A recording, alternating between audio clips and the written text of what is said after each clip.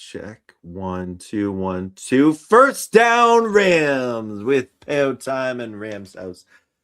Hello, everyone. Thank you so much for hanging out with us. I know we're running a little bit late here, but that's okay. We're just getting the show ready for you all. I'm excited to talk about. I think, is there anything to talk about, Rams House?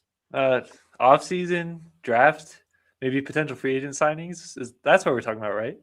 No, because the Rams are the playoffs. Let's go. Let's go. Yes. Love to hear it. It's hilarious seeing all of the head coaching rumors and John Harbaugh and all that stuff. And I'm just like, oh, I don't really care about any of that. I care to the extent of it's interesting, but I care way more about Rams versus Panthers, and that's what we're talking about tonight. Isn't it so fun to be a fan of a team that is in contention almost every year? It's just such a blessing to be able to watch this team. I'm excited. This week has felt like it's gone by almost as long as that week did, or that little couple of weeks stretch did after we played the Seahawks on Thursday night and had to wait all the way to Monday night. Yeah. That's what it's felt like for me, because it's it's playoff football. We get the first playoff game of the whole slate, which is exciting. But I'm honestly kind of enjoying it, how long it's taking to get there, just to enjoy the fact that we're in the playoffs with a legitimate chance to make a Super Bowl run. Yeah, no, absolutely. And you know what, let's dive right into it. How do you feel about the 4:30 time slot Eastern, 1:30 Pacific for the playoff game? Honestly, it makes a lot of sense to me just based on what the matchup is. Yeah. Because I think originally I was like, Rams are probably going to play on Monday Night Football, the wild card spectacular, whatever they call it. Because that's what the Rams have done recently, is they've gone and played on the Monday Night Football game last year and then against the Cardinals in the Super Bowl year.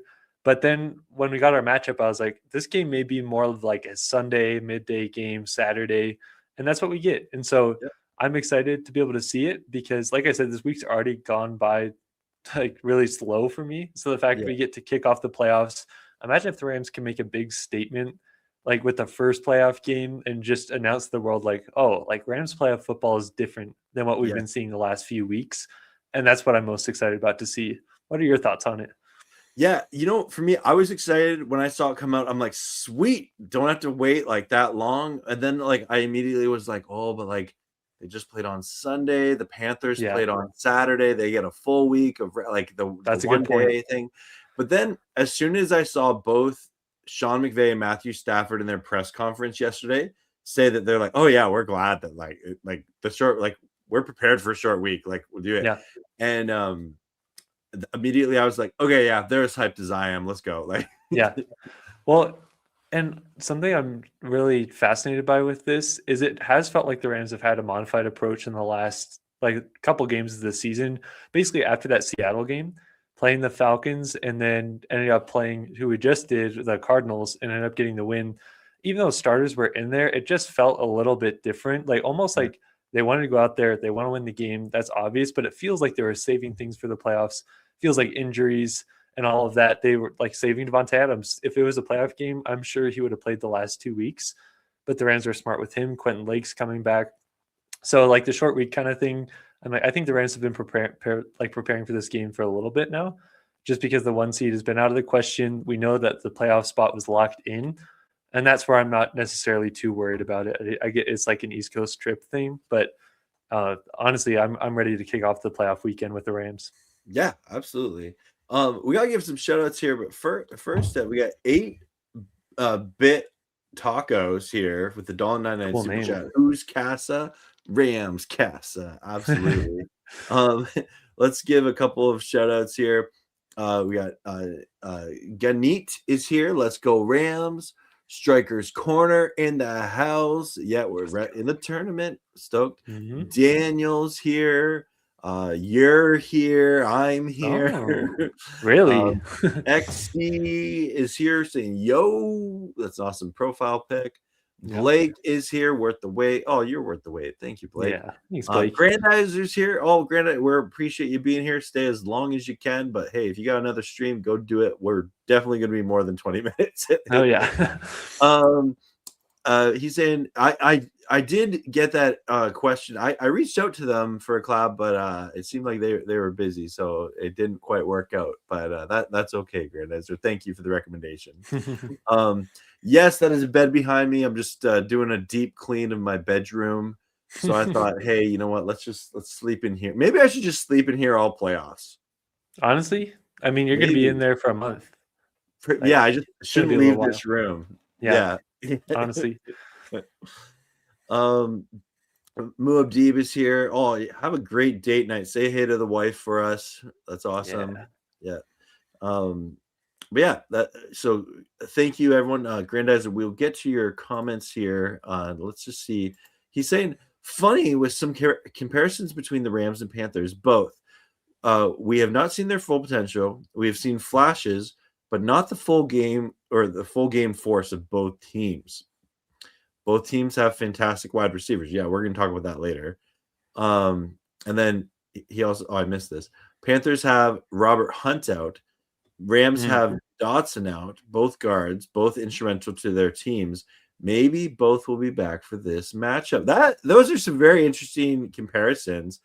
Yeah, what are your thoughts on Grandizer's observations there? Yeah, those injuries. I wasn't aware of Robert Hunt. If he misses this game, because he's saying he's out, I mean that's a big loss. I would argue he has been out. Is what he has been out.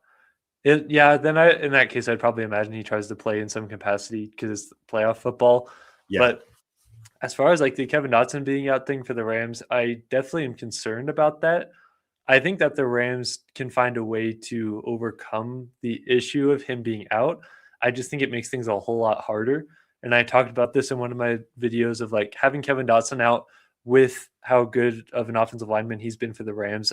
You could argue he's the best one on the team, especially for run blocking. He's such a good run blocker.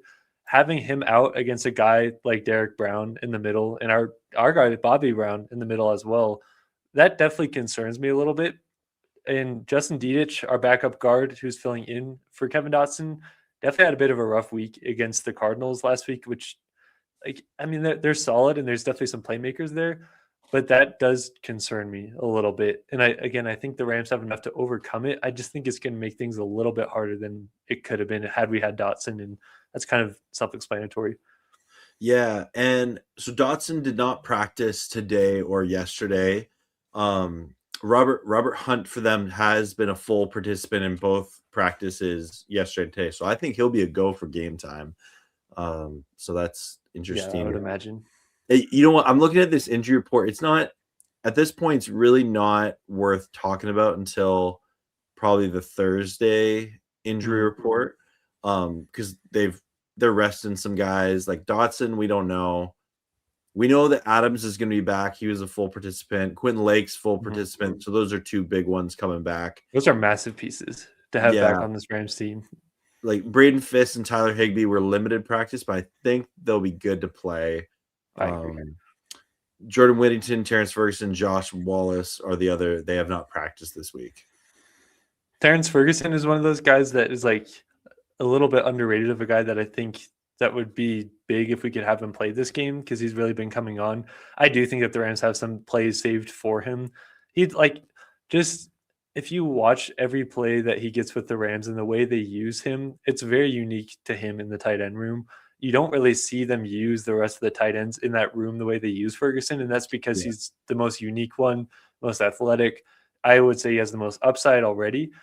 And so if we are missing him, I don't think it's a deal breaker on if we win or lose the game, but it's like, man, I hope we can get Ferguson in this game because I think he's one of those guys that's going to go a little bit under the radar for the Rams in the playoffs when teams are game planning for us.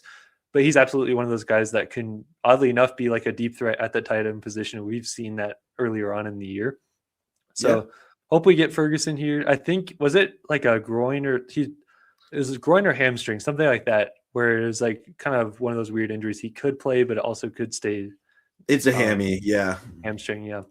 So those are toss-ups. I think McVay said in his press conference something like they are hopeful he's going to be able to play, but they haven't decided yet, obviously. So Ferguson is one of those guys that may not get a lot of attention, but I think he could be a big key as far as like an underrated weapon that could do well in this playoff run.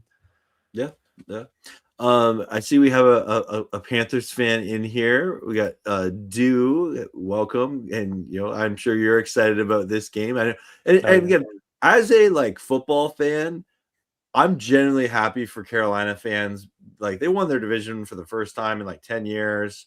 They're in the play, Panthers fans have watched some bad football over the years. Yeah. And so like, happy for them to get to see it. Cause like I remember when the Rams hadn't made the playoffs in forever, and then the first year with McVay, and we're like, we're in the playoffs in 2018. Like what? Playoffs? Yeah. Playoffs. So it's cool. It's cool, Yeah. right? When you see playoff football is fun football, right? It is. Sheriff Joe Ram Showcase. You switch sides. We do here and there. Yeah. Yeah.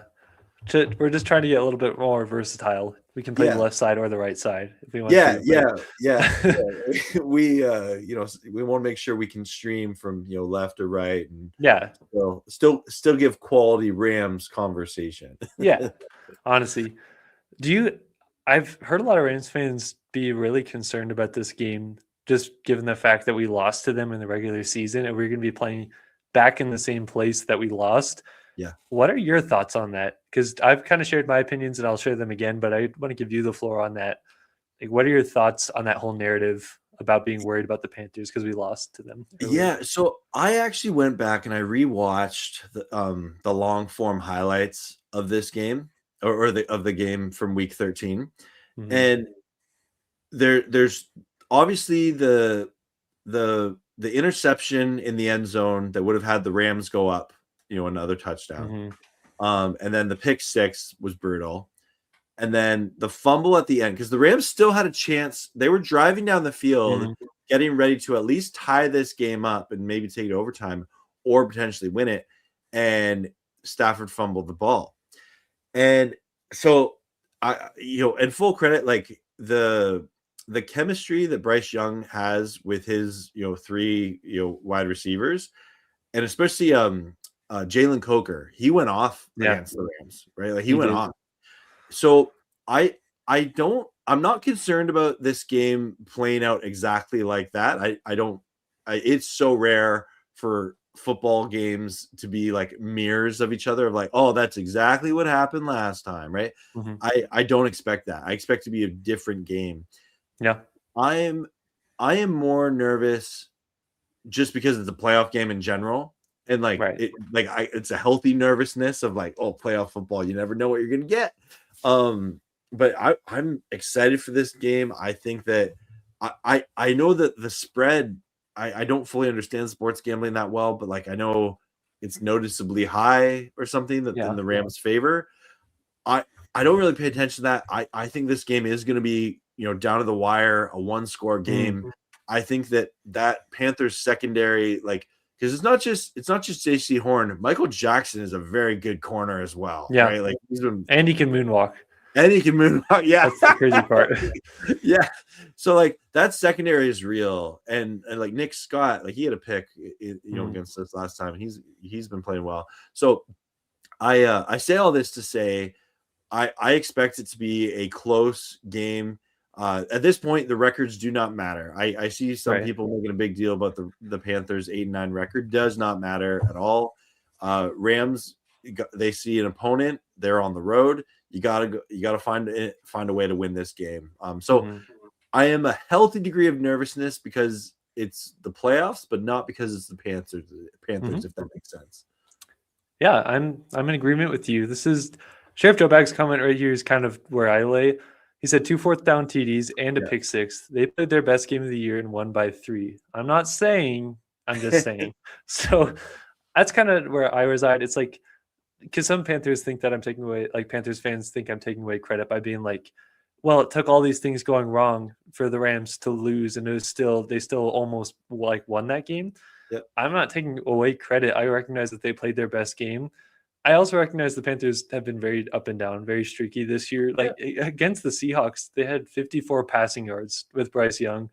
And you've just seen moments where it's like, man, where's the Panthers offense against the 49ers earlier in the year? And I feel like that coupled with the inexperience the Panthers have and the experience that the Rams have, the expectations that the Rams have and the expectations the Panthers have, I'd say expectations are the things that could worry me the most, on top of it being a playoff game, is the Panthers are kind of just playing with house money, and Yeah. they weren't expected to make it this far, and the Rams were expected to make it this far, and so you never know, like an underdog team at home with all that kind of momentum and a playoff game, you never know how that's going to go. But I really do think this game is going to play out very different than the first one did between the Rams and the Panthers. And I do think that playoff football under McVay is a completely different thing than regular season Rams football, and for a variety of reasons. And you see different players step up. You see different plays that we didn't see earlier on in the year. You see a different intensity. Could we get that pass rush that we saw in the playoffs last year really ramp up? Because if that's the case, I just don't know if I trust Bryce Young enough to be able to go just sling for sling with Matthew Stafford. Yeah. And I don't think Matthew Stafford is going to have 3 turnovers again. Like, that was an outlier game in this season. When you look at Stafford only having 8 interceptions on the year, probably only had 2 or 3 fumbles if I were to guess. The Panthers one is the only one I can remember. And against the Ravens, yeah. So 2 fumbles. Like, these are things that are outliers. And you give like credit for what the Panthers are able to do, but you also recognize like this is not how the Rams normally play, and they're getting reinforcements back. So I'm kind of with you there. Nervous, playoff game, momentum, all that kind of thing. But I do feel really confident about this team. And I feel like our nervousness could be rephrased as excitement, really, right? Like, Yeah.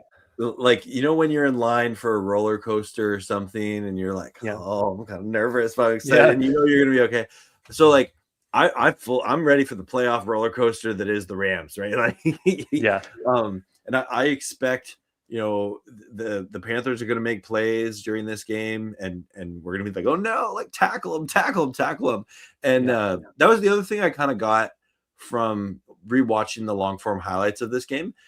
It was a poor tackling performing day for the Rams defense. It was against it. And like, especially like some of those Chuba Hubbard screen passes where he like makes a man miss or he gets hit a little bit, but then bounces off and, takes it for a first down or touchdown.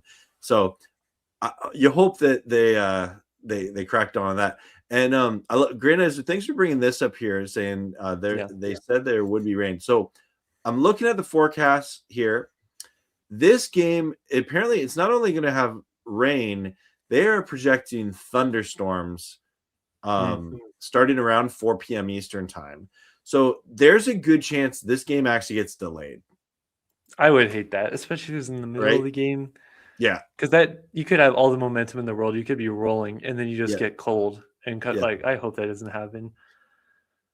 It's an outdoor stadium with thunderstorms predicted, so that's definitely something to monitor, though, that like maybe this game starts late, or maybe this game starts and then they're like, attention ladies and gentlemen, the game is postponed, right? Like, it could be a later night than we think, right?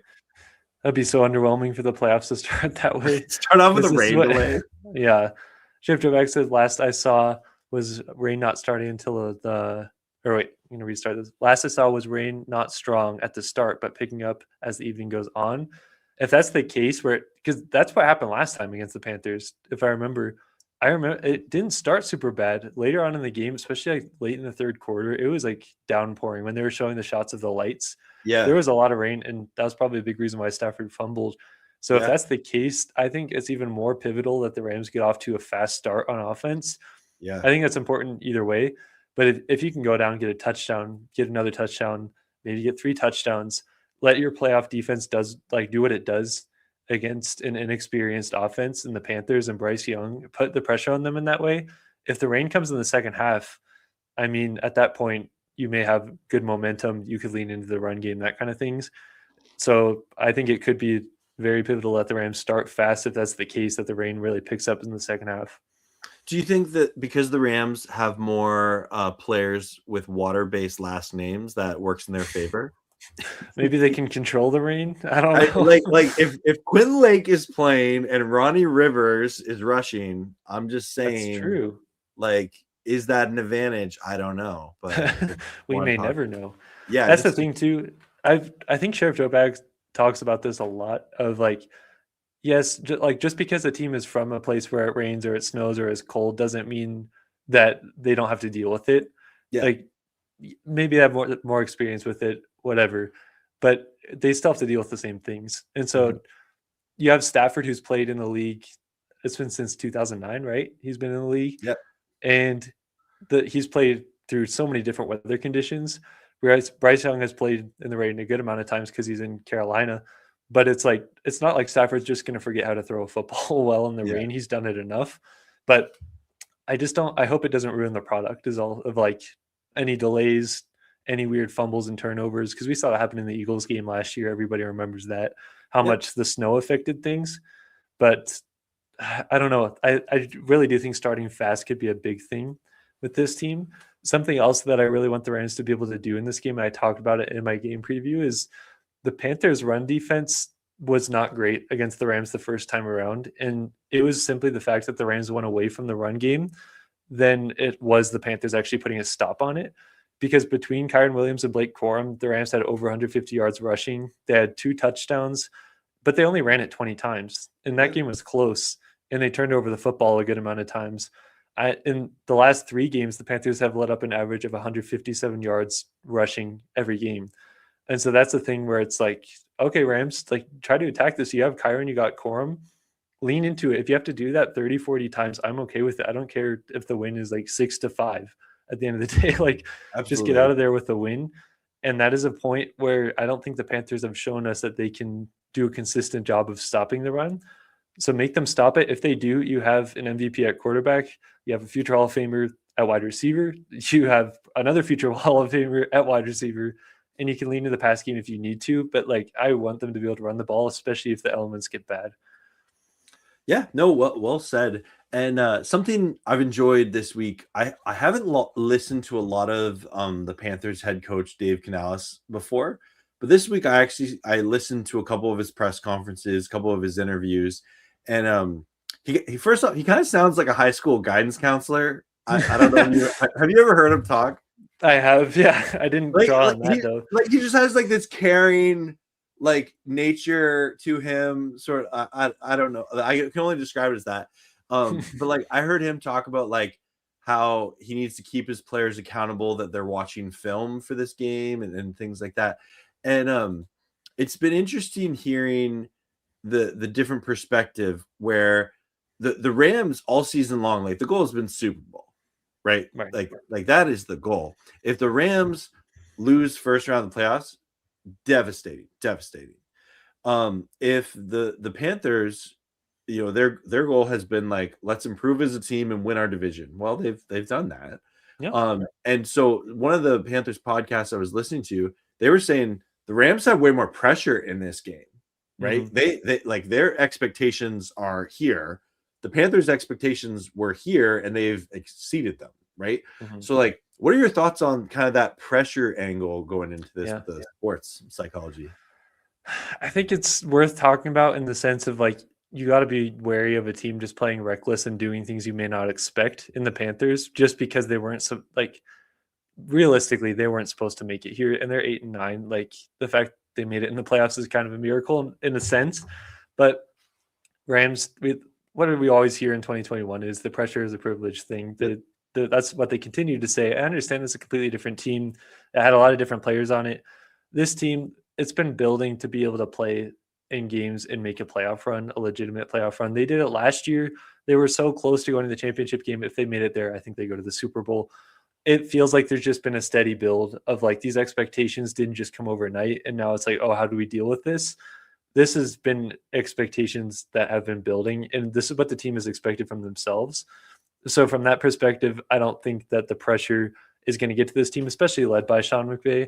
Yeah. And I think it's only going to drive them to do greater things. I think things like the pass rush will improve because they understand like playoff football, all of that. Different position groups are going to rise.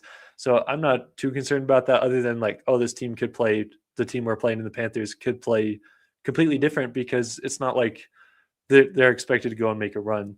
But like I don't buy too much into the getting concerned about that. I guess that's from my perspective is that. Oh, that's fair. That's totally fair. Yeah. Rob here. Good. Oh, first I gotta give a couple shout outs here. Then we'll go. Rams mob in the house. Rams moved the ball pretty well. His profile picture. He did. Oh, I like that. Oh, Yeah. that's fresh. That's It used to fresh. be Stafford in the snow, I remember. Yeah, that's fresh. Yeah. Rob here is saying, I'm hoping coach doesn't forget the run game. That Coach Shula has them shut down Panthers run game, and with Lake back captaining, the defense will Yeah. get 3 or more turnovers this game. Woo! I like it. See, real quick, this is where I think this game can be won and lost on both sides. It's the run games of both teams. Like this game more than any other game that I can think of recently is one where I'm like, Rams, like if you stop the run and if you can run well, and mainly just stopping their run attack, I feel really good about this game.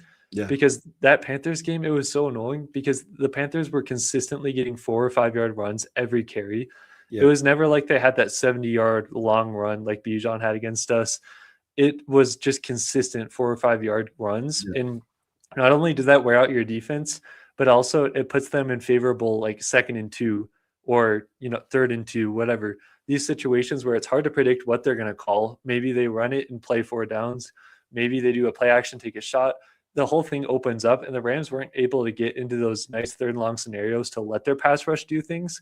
So with that happening, their pass rush was worn out, and Bryce Young wasn't under a lot of duress. And when he did throw, he was able to have time and take those shots, and it just made them so hard to stop. So I think this game in particular is going to be a big one to be able to stop that run game.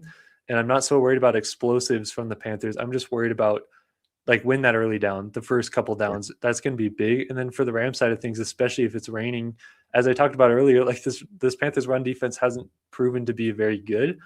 So like why not attack them and find a way to stop them? If it's Bryce Young that beats you in this game and it's like in the 30s, like as far as points go between both teams, I'm like, okay, it's frustrating. I can live with that. I'd be very frustrated if we saw the same thing play out where the Panthers are just able to run the ball so effectively, and that just opens up everything else, and they just kind of play ball control. And that's really where I think this game can be won and lost. Absolutely. Yeah, no, totally agree. Sheriff Joe's saying, Panthers season already a massive success. No matter how sad it goes, we felt like this in 2017 against the Falcons. Yeah, I remember that. I totally remember that was a sad game. Yeah. It was predicted the Bucks and Falcons would take the NFC South title. Well, they had the record to. It's not the tiebreakers. And the Saints and Panthers would be below 500. Well, that was correct. Yeah.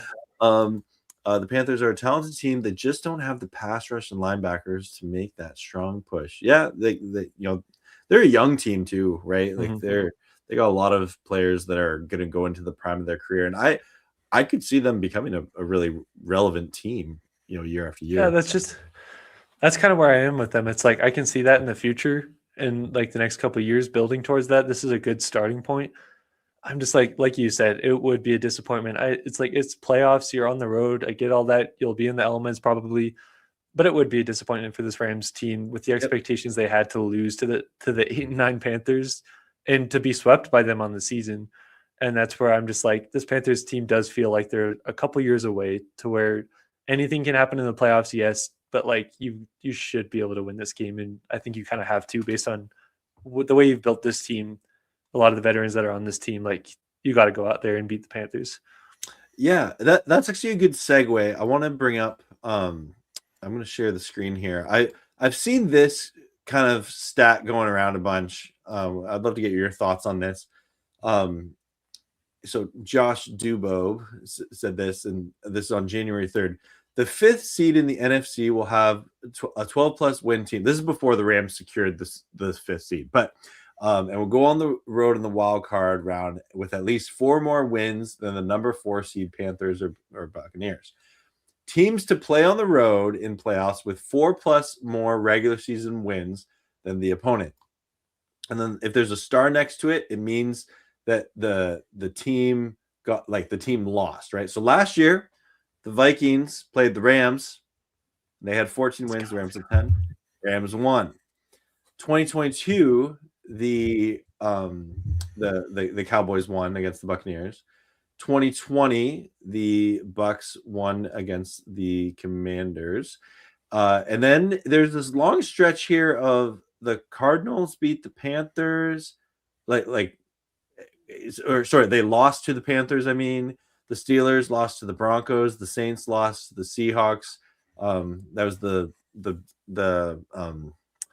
Marshawn Lynch, the Beastquake. That's what I'm looking for. Thank Yeah. you. Yeah. Colts lost to the Chargers in 2008, and then in 1934, the Bears lost to the Giants. So I'm not overly concerned about that. That's a fun stat, that sort of thing. But what are your thoughts on this?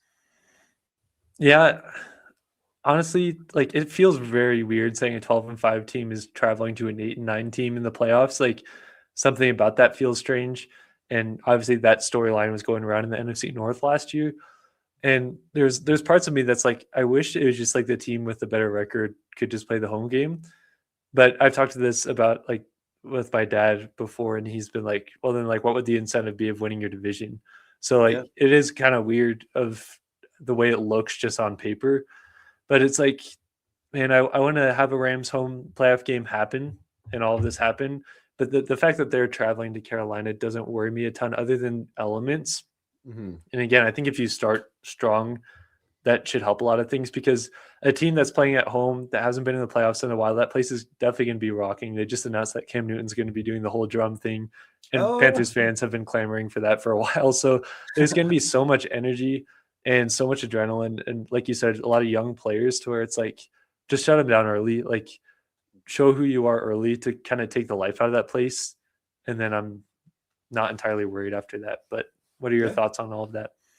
Yeah, and I think that that I didn't know that about Cam Newton. That's really cool. That's really cool.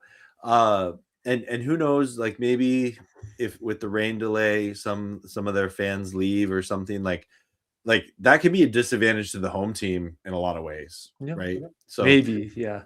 I all this to say, I'm excited to see how this game plays out. And I know Rob is also excited for that. And he actually has a great point here. It says, one item not discussed is how many former Rams are playing for the Panthers.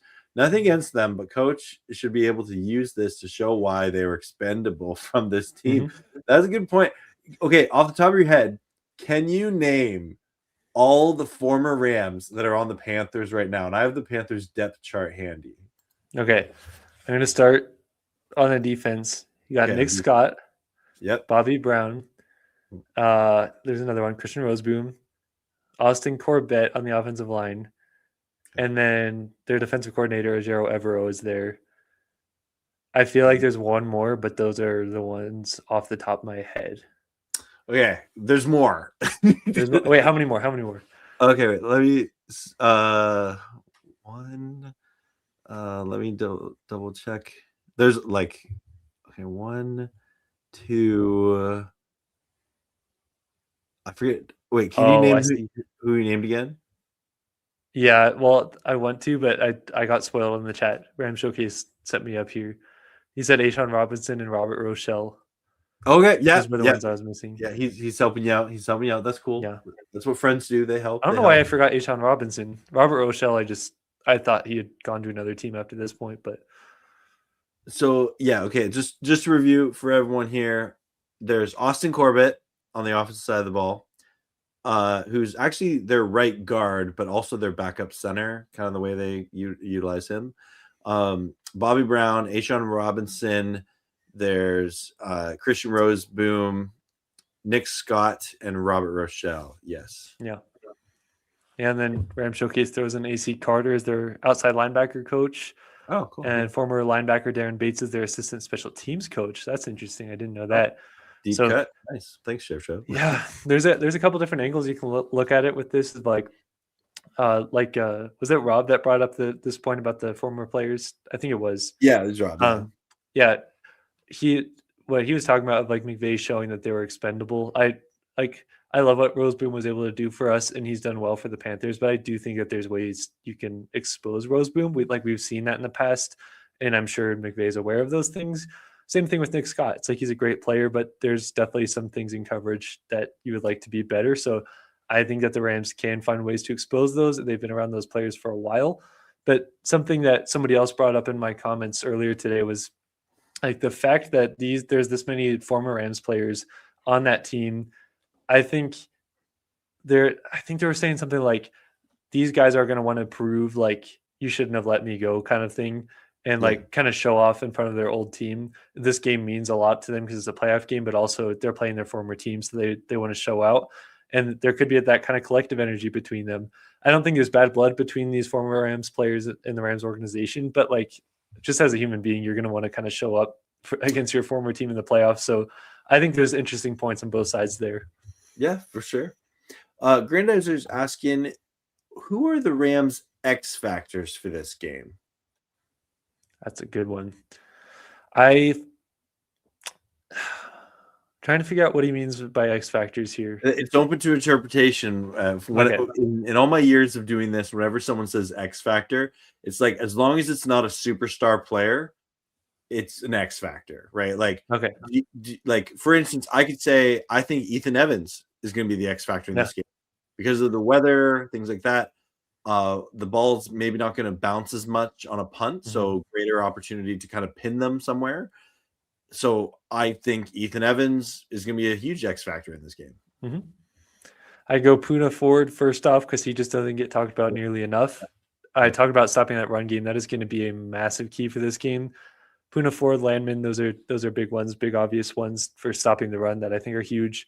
An X factor in terms of somebody that like nobody's talking about enough, I think would be Forbes or Akello. Whoever's going to be on Tet McMillan, I think is going to be big.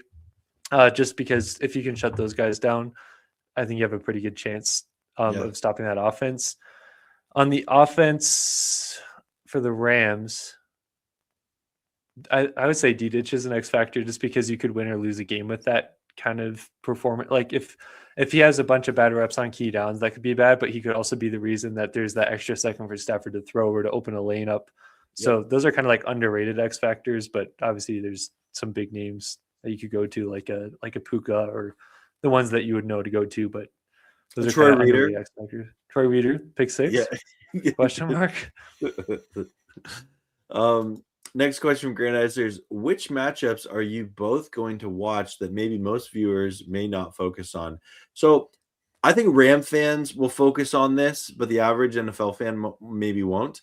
This Carolina wide receiving core, they had a really good day against the Rams in week 13. And it's not just McMillan, but Leggett and Coker also like had a good one. And I remember seeing Emmanuel Forbes like body language after he got burnt twice that game. And I think that Emmanuel Forbes is gonna be, he's gearing to really rebound from that performance.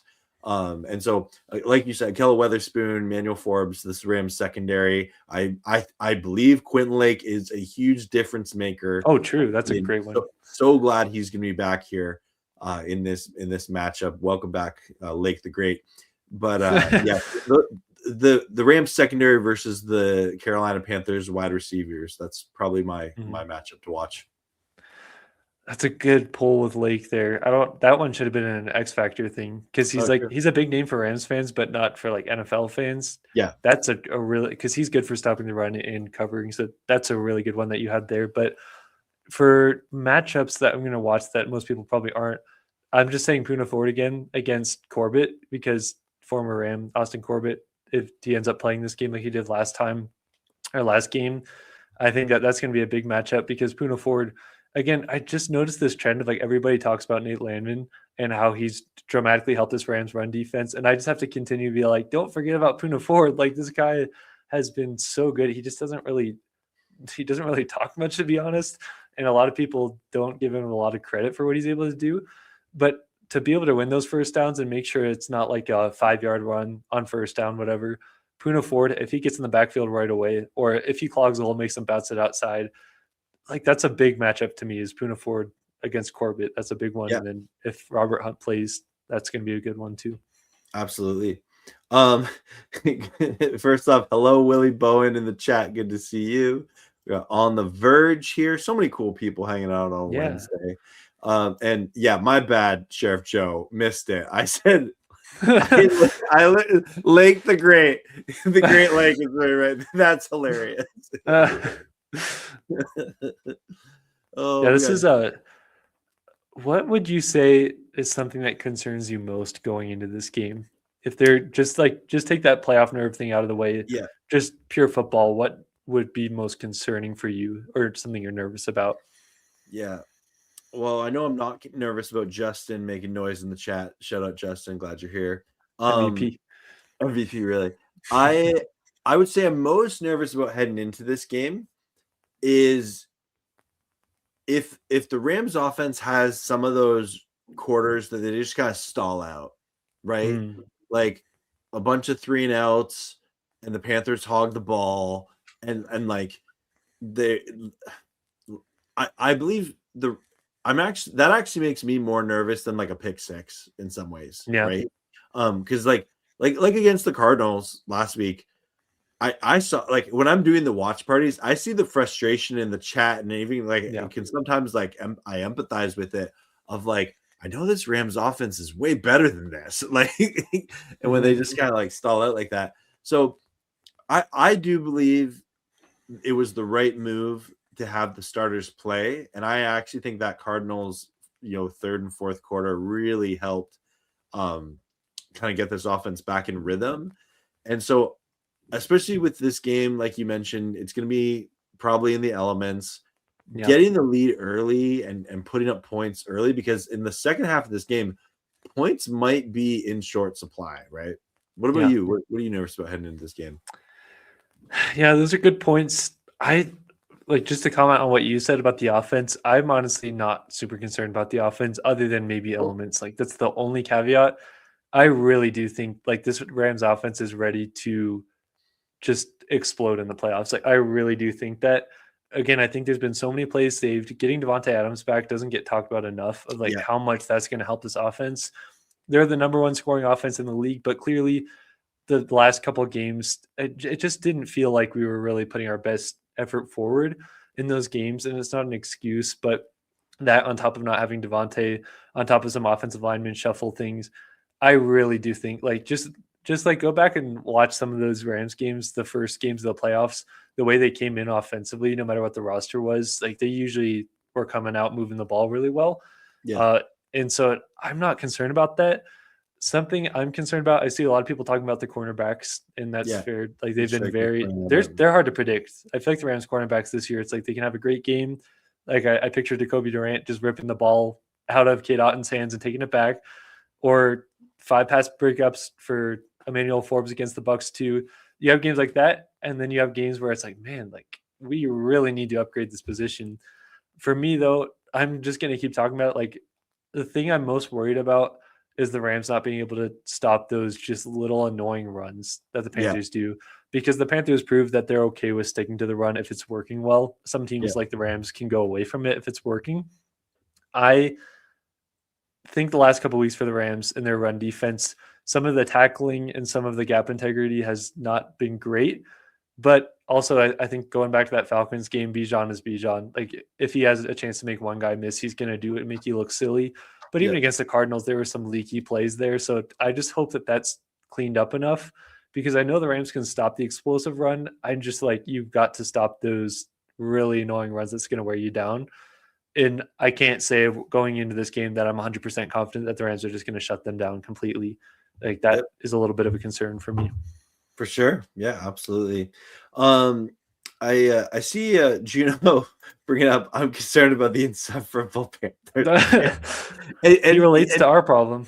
Yeah, you know what? Like, I'll talk about this in what's more likely a little bit, but like, I was not prepared for the Panthers fandom when they beat the Rams in week 13. Like, I was shocked of like, okay, wow, like the amount of trash talk in my comment section right now. It was worse than the Eagles game. Yeah. I was like, what?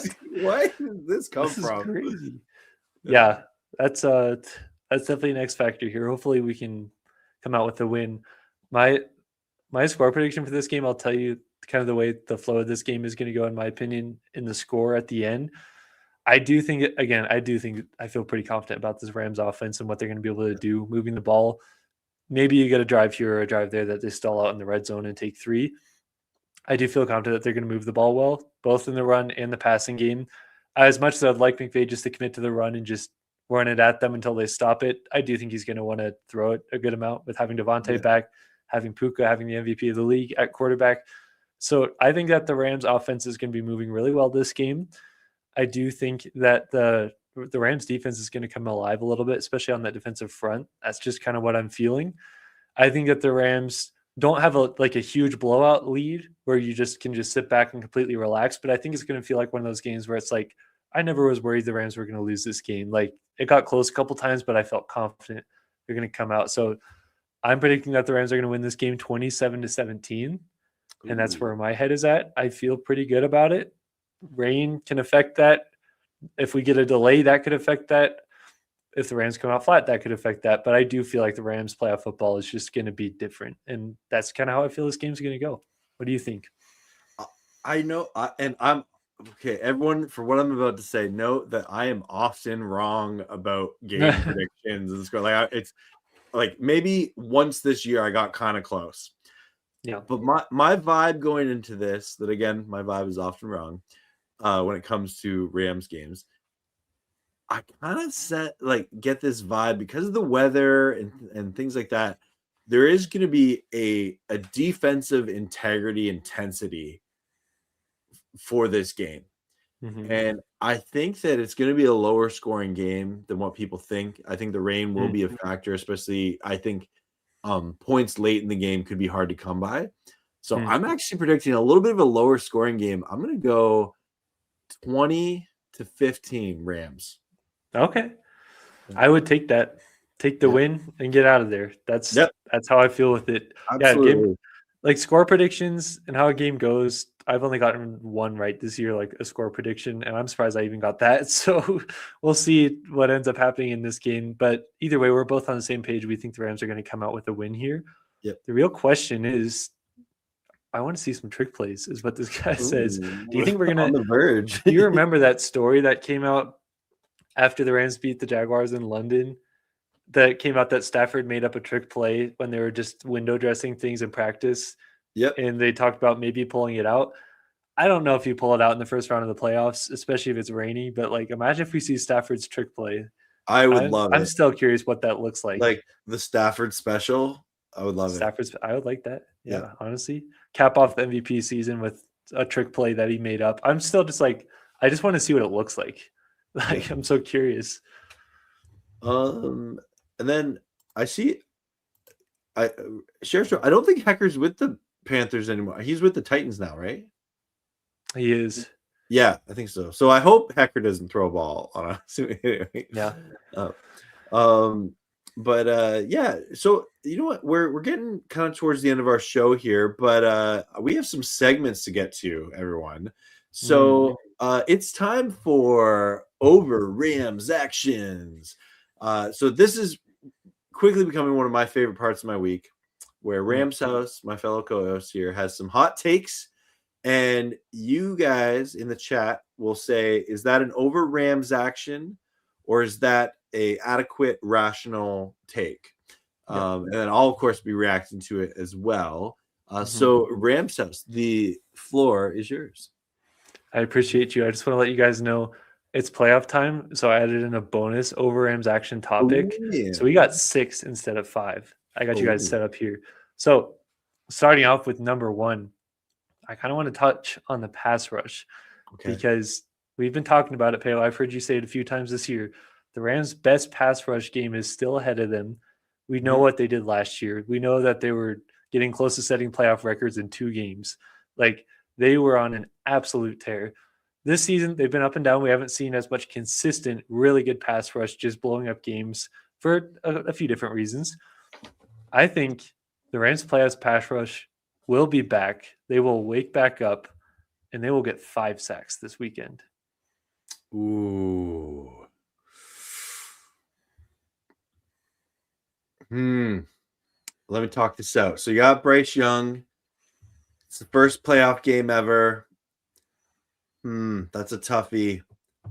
I'm going to say that's not an over Rams action. I do think the Rams defensive line is the best football that's ahead of them, that's coming up. I think this is the game. We see Jared Verse, fulfill his promise from last year. And yeah, I don't think that's an over Rams action.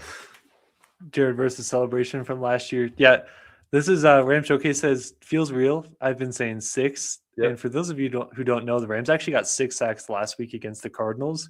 Yep. It didn't fully feel like that at times, like when you think about it. But I think 5 sacks is real. The funny thing is, anytime I do a topic like this, we usually get lower. But I think playoff football is going to be different. I think this is when the pass rush is going to wake up. I don't think that they've been slacking and just not really trying. Like, I think it's a lazy take. But I really do think playoffs last year is when they woke up. They have been waking up the last 2 games, both against the Falcons and the Cardinals. I think there's just a different intensity. Couple that with a young quarterback who has never been in a playoff game before. If the Rams offense gets rolling like I think they will early on, that's just going to tee up some scenarios for the Rams to be able to get some good pass rush. And the only way you can do that is if you stop the run on early down. So I'm going to continue to say it. If they can stop the run, I think this is completely real. But thanks to everybody who is commenting in here. Rams Bob says not an over Rams action. A shot by Nolan. The lowercase s threw me off there. Good to see you. He says not an over Rams action. Yeah. Rams not losing to the Seahawks. Okay, that's a random one. Willie Bowen says not an over Rams action. Rational take 100%. 7 sacks. Oh, Striker's corner going big. Okay, punch up. everybody's feeling this one, and I love to see it. I love to be wrong in the way if the Rams get more than 5 sacks. Like that's where I'd be, but I feel confident about it. I really do think Rams playoff pass rush is different, but it starts with stopping the run first. We got to do that, earn the right to rush the passer, obviously. So for sure, it's going to be a fun one to watch. Hopefully, we get another sack party here in the playoffs. Yeah. All right. Number 2. Thanks everybody who helped on that one. We talked about it earlier. There are a lot of familiar players, a lot of familiar coaches that came from the Rams, even very recently, that are on the Panthers now. So yes, you can find ways to expose them, whatnot, but there's also ways that they're going to be wanting to prove it in this game. I'm saying the Panthers' familiarity with the Rams will prove to be a problem for LA. And you can take this in a number of different ways. You could say it could lead to a loss, or you could just say it's going to make things a whole lot harder. And the rest of the playoff games, if the Rams win this one, will look different because there's not as much familiarity on both sides. Is this a real take? Is this a hot take? Where do you lay with this one? I'm gonna say that's an over Rams action. I'm tempted to say it's not a hot take just because of Evero, but I think that playoff football is so different, right? Yeah. I don't think their Panthers familiarity with the Rams is like it's not like a liability to them. But I wouldn't say helps. I'm not gonna say it'd be a problem. Yeah. Okay, that's interesting. I think it's one of those things where there's actually a lot more familiarity between teams of like the Rams and other teams just throughout. Like just watch Sheriff Joe Bag's podcast or listen to his podcast, and you'll hear how many different players that are on the teams we're going to play. Yeah. So I think it's more so the thing I'd be more so concerned about is like the coaching of like Canales knowing us, but Jero Evero being in so many practices against this kind of offense. Yeah. But I mean, Mcvay evolves. He gets better. His offenses get better. It's going to look different in the playoffs. So I think maybe it throws a wrench in a few things. Maybe certain plays that would work against other teams later on in the playoffs wouldn't work because, you have a coach on the other side that kind of knows what you're going to do. But I don't think it's going to completely hinder the Rams, and that's kind of where I'm at. But seeing a lot of Panthers fans thinking that's going to dramatically change this game. Yep. Sheriff Joe Bag says, over Rams action, their inexperience in the playoffs will prove to be a problem for Carolina. I'm with you there. I do think experience is a big thing in this game for sure. Juno Trooper says over. McVay does well against the former coaches. I agree with you. I mean, LaFleur is the only former coach that I can think of that he's really struggled against. I don't think he's beaten him, but I agree with you there. Let's see. There's a lot of Seahawks banter going on here. Yeah. Shot by Nolan says over Rams action. Yeah, right. And then Rams Bob says over Rams action here. So everybody's kind of on the over Rams action side of things. I'm sure that there's going to be some Panthers fans that are like, this is not an over Rams action. This is going to help us. But I don't think it's going to do a ton for them. That's kind of where I'm at, especially with it being a playoff game. If it was just a normal part of the season, maybe so. But number 3 here, Devontae Adams is coming back. If you guys don't know that, he's going to be playing here. We've been waiting We have been waiting. This offense has looked different without Devontae Adams. I'm saying it's going to look different again. I can say Devontae Adams alone will score more points than the Carolina Panthers will this game. Okay, that is it? Okay, wait. I was about to say it was, but I held my tongue because he's a red zone magnet. He had a 2-touchdown performance against them week 13. Yes, he did. He did. It might have even been a hat trick, was it? Or was it just 2? I thought it was 2. He had 3 against Jacksonville. Okay. Yeah.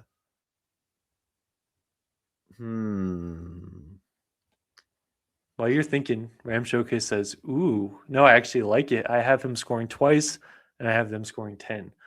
So it all kind of depends on where your score prediction lies and how you think the teams are going to score. But I don't know. Devontae Adams, I think he's going to come alive in these playoffs. I think he really is. He wants that Super Bowl. Now, am I fully confident saying he's going to do this? I don't know if I'd fully go there. Yeah. But if he has a multi-touchdown game, maybe he has his first 3-touchdown game as a Ram. I don't know. And they're going to know to scheme around him. So maybe that debunks this. But I think for me, it's an over Rams action just because I think it's going to be a lower scoring game. But okay. I don't think it's impossible. That's close to being a not overreaction, but I think it is an over Rams action just because of the weather, and I personally think it's going to be a lower scoring game. That's fair. Yeah, I think if I had to put like a definite on this one, I would probably say you can't say, yeah, definitely that's going to happen. Like that's a hard feat to do, and something we haven't talked about. Like we're talking about all the players that are coming back for us. Last time the Rams played the Panthers, they didn't have Trayvon Moehrig, who's a big guy at safety for them. They also didn't have J.C. Horn to be able to cover Devontae Adams. And I'm pretty confident that the Panthers are going to have J.C. Horn lined up on Adams for most of this game. Yeah. So the more and more I talk this out, I'm like, maybe this is more of an over Rams action. But it was worth a shot here, some playoff time. Cool. We got another, though. We got another positive one here. I've talked about how well the Rams ran on the Panthers the first time out and how they kind of went away from it. I think that the Rams are going to attack this again in the playoffs. At least that's my hope. I'm going to say the Rams are going to rush for over 200 yards against the Panthers this game. Ooh, that's not an over Rams. Pardon me. That's not an over Rams action. I got tongue tied. That's how you're excited. Yeah, no, and mainly because I think this is going to be a run heavy game. Yeah, I think so too. I don't think that's an over Rams action at all. Okay, I like it. We got a differing opinion here from Rob. Over Rams action, coach is going to spread the ball around and help keep Devontae healthy. That was probably for the other one, I'm assuming, based on him bringing up Devontae there. Ram Showcase, though, says that's tough. I think we float right around there, right around 200 yards. We have seen the Rams do this multiple times this season, over 200 yards rushing. I think they could do it again. If the Panthers don't make those adjustments from that first matchup, they certainly can do it again, especially if it gets into a rainy scenario. Juno Trooper says not an over Rams action. Rod says feed Corman Williams, definitely. And Shot by Nolan says not an over Rams action. So not as much pushback as I thought. I thought this one people would be like, oh, no, that's not going to happen. Not in the playoffs. But this is I really think the only way the Rams don't rush for this many yards is if they turn over the football too many times or if they just straight go away from the run game. I just don't think the Panthers have shown you enough to show that they can stop the run game. And they have an opportunity to do that. But based on what we've seen, I feel pretty confident in it. So heading into our fifth over Rams action, which usually would be our last, but it's playoffs, so we got a bonus one. The Rams run defense, we know it's been a while since we've had to talk about a bad run defense because last year that was the big storyline in the playoffs. The Rams lost because they didn't have a run defense. That's the reason they lost to the Eagles. We heard it all, and they brought in Nate Landman. They brought in Puna Ford to be able to stop the run. The Rams' run defense was likely the reason that they lost that playoff game last year and didn't make the run that they could have, or at least it was a big contributing factor. I'm saying this Rams' run defense will be the reason the Rams make a deep playoff run in 2026. Ooh, the reason. That's some strong language. So just to be clear here, I'm not saying it'll be more talked about the Rams have a really good run defense than they do in offense. I'm just talking about you think about the Rams defense in the playoffs. big games. They're going up against good running backs. I mean, you got so many good running backs in the playoffs. They're going to be shutting down those running backs to be able to set up their pass rush. Yeah. And it's going to be a completely different story than it was last year. I don't think that's no Rams action.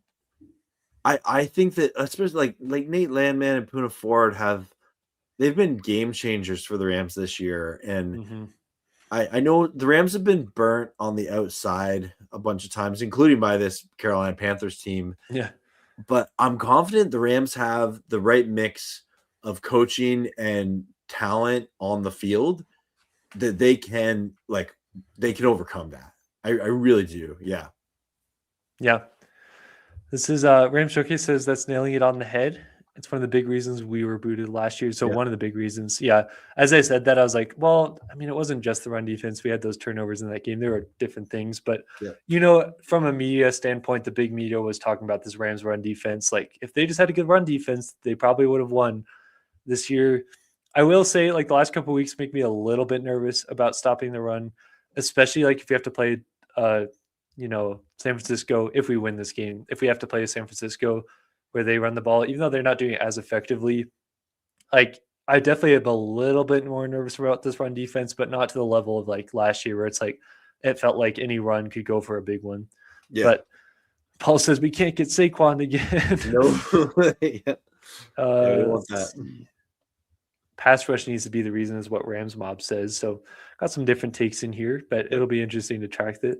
I have to say, this next one and this final one, I saved it for last for a reason. I was actually kind of proud of this one. I don't know why, but I just randomly thought about it with all the Raheem Morris stuff, the conspiracies about, he's like Shula's going to leave. Raheem Morris is going to come back as the Rams defensive coordinator. Right now he is getting head coach interviews, so that is fair. I'm saying it's more likely that Raheem Morris will return to the Rams than it is for the Rams to use both of their first round picks this year. Ooh. I don't know, because like he's getting some job interviews. Because I gotta talk because we know John Harbaugh is the like big ticket coach name. Kevin Stefanski is getting a lot of hype. Where is Raheem in that like interest? Let's just say this. Let's just say for whatever reason he goes through the whole coaching cycle, he doesn't get hired. Raheem Morris is available for the Rams to bring in as DC. Is it more likely that the Rams bring him in as DC or more likely that the Rams use those 2 first-round picks? And what I mean by use by them is they don't trade them away. They don't trade back. They just use them. I actually don't think that's an over Rams action. I think from the moment we've had 2 first-round picks next year, in my mind, I was like, it wouldn't surprise me if we trade both of them, let alone like one of them, right? Like, such a Rams thing to do. Yeah, absolutely. Especially like if a veteran player becomes available of some note, and the Rams are like, hey, you know what? This first round of the draft, we're okay missing out on it. Like I could totally see that being very, very likely. Yeah, that's a good one. Yeah, I just had to throw it in there with all the storylines of this. Ram Showcase said, solid. I say we use these picks at least more likely. The chat just scrolled all the way up here. At least more likely than Raheem coming over. I truly think he goes to Arizona. So that's definitely an interesting take. I would say even if Raheem doesn't get hired by anybody, even though he's getting a lot of looks, I would say, like, I don't know. I can't see the Rams using both of these picks. I just don't see them sticking there using both the picks. If we had 1 first-round pick, I would almost feel like we'd trade back. Like, that's just what the Rams do, or trade it away for a proven commodity. One of those things. It feels so unlike the Rams to me to be like, we got 2 first-round picks. Let's just use it the conventional way. Let's just use both those picks in the spot we were given, and let's just go. So it's going to be an interesting one to watch. But Raheem Morris is certainly getting a lot of different looks, and it's going to be interesting to see who brings him in. Maybe it is the Cardinals. I think he could go a few different spots, but it's definitely going to be fun to track for sure. Absolutely. Yeah, that was good, man. Good, solid takes. Hey, thank you. Now I'm going to kick you into your segment here because Ooh. you did for me. Got to return the favor here. So what's more likely, but it's just the Rams. My guy Payo over here has got some nice topics in here. It's a one or the other, but it's all about the Rams. So he's going to have two options here regarding the Rams or maybe the Rams and Panthers in this matchup. And he's going to list them out. And I have to pick which option is more likely or, which one I think is going to happen more. And you guys are going to have to do the same. You guys can't stick in the middle and be like, both are going to happen. You got to pick a lane, as we always say. You got to pick one or the other. So what's more likely? It's just the Rams playoff edition. What do you got cooked up here, Pale? Yep. All right. Well, again, appreciate everyone tuning on in. Feel free to like and subscribe and share all that good stuff, whether you're watching on the replay or with us live. But here we are. What's more likely? But it's just the Rams. So what's more likely? The Rams have a passing play of over 70 yards for a touchdown, or the Rams run for over 200 rushing yards versus the Panthers. I'm going to go the second option because what we kind of talked about, what we feel like the game's going to be. I think the Rams passing offense will be able to move the ball, but I do think the Rams are going to be able to run the ball really well. And given the elements, I think it'd be hard to have a 70-yard touchdown through the air. But, if it were to happen, it would probably happen in the first two quarters before it gets pretty heavy. So I'm going the rushing option here. Okay. Yeah. Okay. It seems like everyone's like, yeah, that's easy. Come on. Like, come on, Payo. Yeah. Weak sauce. Okay. All right. Okay. You know what? My first one of the night. Let them warm up a little bit. They get better. Okay. Well, okay. Like, I'm gonna try and I want my goal is to make people go, huh, and actually think about it. There, it seemed like there was no thinking there. Okay. So this one, let me try this one here. What's more likely? Tutu Atwell has 4 or more catches in this game, or Kobe Durant gets a pick 6. I'm sorry, Tutu Atwell. I'm going to go Kobe Durant here. I think something about Kobe Durant getting a pick 6 in the playoffs makes sense. I'm just getting flashbacks of him getting that interception against the Vikings in the playoffs last year and Sam Darnold. I think it's about that time for a Rams corner to make a big play. And so I'm sorry to say it Tutu Atwell, but he usually gets like maybe 1 to 2 targets a game. Like if catches them, he catches them.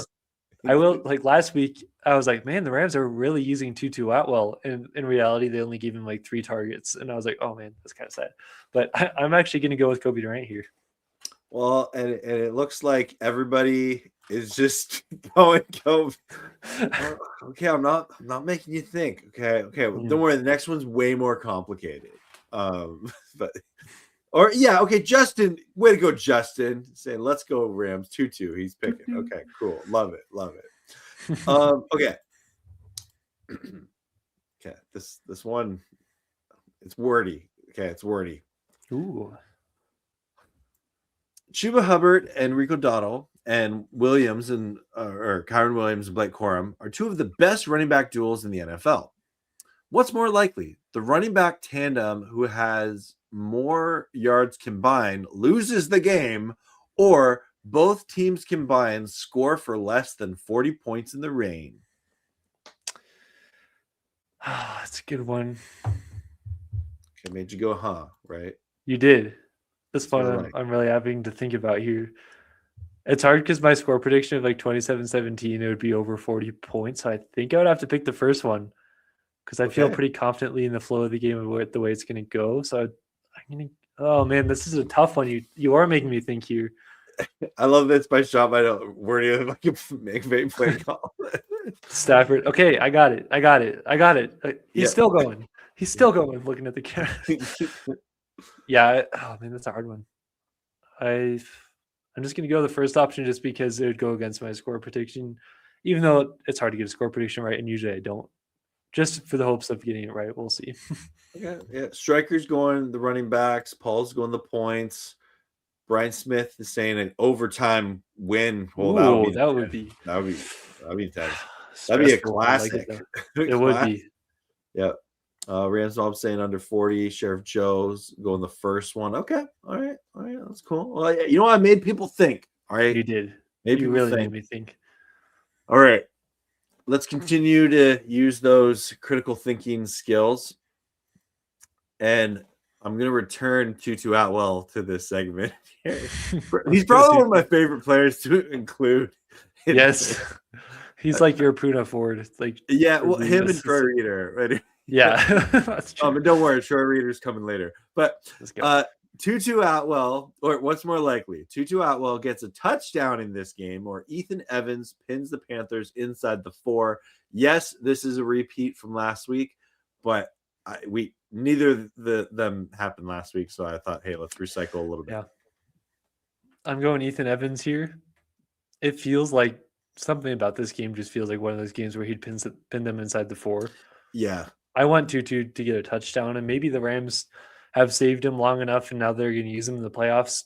I think based on what we've seen, it's more likely Ethan Evans pins him. But looks like the chat's disagreeing with Yeah, me. they're disagreeing with you. They're saying 2-2, easy money. Okay. Paul saying punt. Rams saying all aboard, no punts. Okay. So, I like that. I'd love to be wrong. I like it. That's good one. Okay. All right. This one a little selfish on this one here. Pardon me. Okay. So pardon me, chat and Rams house. So the last time the Rams and Panthers played in week 13, my Rams versus Panthers watch party is the most viewed watch party ever on my channel, which still shocked about that. That's crazy. What's more likely? This playoff game watch party on my channel gets more views, or Matthew Stafford throws 5 touchdowns in this game? Ooh. That's a really good one. It doesn't feel like one of those games to me where he'd throw 5 touchdown passes because of the elements, but maybe I'm overrating the elements. That could be where I'm at here. See, the thing is, if you guys don't know, if you aren't like a content creator, if your team loses the game, you're likely to get like double the views because the opposing fans are going to want to watch you suffer in some sort of way. So from my optimistic point of view, I'm going to say there's 2 factors here on why this won't be your most watch party. And first off, the Rams are going to win. So we're not going to have as many of those opposing fans coming in just to watch us suffer or watch you suffer in this case. 2, because it's a playoff game, it's standalone. There'll be other people doing watch parties. So True. I'm going to go Stafford, even though this doesn't feel like that kind of game where he throws 5. He's the MVP. He can do it in the rain. It doesn't matter. That's what I'm going. Yeah. Okay, that's fair. Thank you, Sheriff Joe and Paul. That's very kind of you. But pick a lane. Pick a lane. Yeah, it's an encouraging way that he was indecisive there, though. Absolutely, yeah, I appreciate that, Paul. But lots of Stafford. Your pregame lives jump after a loss is right. That's so random. Although I will say I've done that before there. Yeah. Oh no, Ram fans are guilty of it too. It's just like that's the way it works in the sports content creator space. If your team loses, all the people come in to hate watch, right? Yeah. It's like, as long, for me, the guideline is like, don't be disrespectful or rubbing it in their face, but you can go on there and just kind of like see what they think about your team beating their team. That's kind of absolutely. Well, and specifically like that Panthers one, like some of the comments from Panthers fans, you thought they won the Super Bowl. You're like, yeah, right. Okay. Like, that was so strange. You probably got a lot of people being like, this guy's before and after the game reaction is fake. They're just like, all doing that. And then what? Literally, almost. I'm pretty sure I didn't this past week, but like every other one, I get at least one comment that's like, "This is totally fake. You recorded this after the game." Like, no, I don't. What can you do? What can you do? Yeah, life of a content creator. Okay, my last one here, and a segment favorite, Troy Reader, had to come up here. Ooh. What's more likely? Troy Reader does anything of note worth celebration for Rams fans versus the Panthers, or we see a Rams fake punt in this game. I don't think the Rams are going to be desperate enough to have to do a fake punt. So I'm going to go Troy Reader just for you, where he's going to do something of celebration, probably on special teams. Okay. When was the last time we saw a Rams fake punt? Like, I'm legitimately trying to remember. I know that we've done it without John Fossil, but it feels like it's been since then. It's been a while. It's been a hot minute. That's like Sheriff Joe, that's like a good trivia question for Saturday. You should add that in. Like, when was the last time the Rams did a fake punt or something? Yeah, But then I feel like we did it. it in 2022 at some point. Probably that game. Maybe that more year recent than that. I don't know. Yeah. I thought it was like a direct. Yeah, go ahead. Back to the chat here. Say no Troy Reader pick. Shot by Nolan. Oh my gosh. Reader with a huge tackle on special teams. Reader makes a play. Troy Reader, Rams fake punt. Brian Smith going Reader all the way. Yeah, but it's start the reading club, right? Yeah. My hatred for Troy Reader tells you. I don't know why that's so funny to me. Yeah, no, we cheer on Troy Reader here. We wish him nothing but the best. I continue to say must be the greatest locker room guy ever. Must be. He's got to be, or like a coach as a player or something like that. Yeah. There's something there. He's a good morale guy, right? Locker room guy. Yeah. I will say I do love him on special teams. He does a good job on special teams, especially tackling. He's had some flags there, which is frustrating. That's going to happen, but like he's actually a pretty consistent tackler there on special teams. So I'll take him in that role, just not on the starting defense all the time. Yep. Paul, at least he's still there. Yeah. Just like ... Oh, Brian Reader fumble. Oh, if something ever happens with Troy Reader, I'm gonna be going so nuts. Like seriously, that may become your most viewed thing on your channel. If you clip out your reaction to Troy Reader getting a pick six. Troy Reader did something. Let's go. I still remember earlier on in the year, I think it was against the Bucks. He broke up a pass and he did like the strap celebration. Right. And that was the funniest thing out of Troy Reader to do that. Troy Reader, yeah. I was like, what? That's crazy. I never would have thought that was going to happen. But for those of you who don't know, on Sheriff Joe Bag's fan quesos, my question for him this week, I was pretty happy about, and I'm curious to see how he answers. What would be more likely, the Rams to wear their bone uniforms in the Super Bowl, which I feel like is incredibly unlikely, or Troy Reader to get a pick six? I can't wait to hear about it. I'm so excited to watch whatever you answer that way. I feel like I love Sheriff Joe and his entire show. If you're not subscribed to Ram Showcase, make sure you go. Seriously. It's one of the best Ram shows every week. And top tier. Like his everything analytical is very well done. It's professional, it's personable, things like that. The show's great. But then the fact that you can ask Joe anything you want that's Rams related, and he rarely skips it. Like I feel like he skips it. It's either not Rams related or he just like he missed it while reading it or something. So like Rams House and I love like giving him just the most bizarre out there questions. And make sure to go subscribe to Ram Showcase, and whenever he asks for fan Rams quesos, you gotta get as wonky as you want. Yeah, seriously, I'm still wondering if that stumped Sheriff Joe Bags, that question or that queso, or if that's one he's like, oh, easily wearing bone in this. Like, I'm so curious. Well, we'll have to tune in tomorrow when Ram Showcase drops. Yeah, that's a little teaser there. This question from Paul here says, what unis are we wearing Saturday? I don't think we know. Yeah. But it's a random prediction. I'm just going to go white on royal kind of feels real to me. But white on soul could make some sense. They're probably going to be in their Carolina blue ones, right? I don't know which ones they're in, actually. Or they might be in their black. I don't know. I think the Rams wear white either way, though. I'm going to look it up. Let's see if it's dropped. Okay. Let me get some of these comments while you're doing that. Ram Showcase is one of the OGs. Definitely. He's one of the classics of the space for sure before it completely blew up with a bunch of people. I wish it was midnight mode in Carolina this Saturday. It's weird to think that, actually, they probably couldn't do that because they'd have to bend the rules in some sort of way, because you're only supposed to wear it one time a year against a divisional opponent at home. So they probably couldn't do that. But yeah, that would be cool. That's a lot of X-Rams. No unis announced yet for this game. So for No, either I team. don't. I am. Sometimes this is a stretch. Sometimes you can tell based on the marketing for the game from the team. Yeah, sometimes. And with them having Cam Newton there, I kind of feel like it's going to be their black. I do too.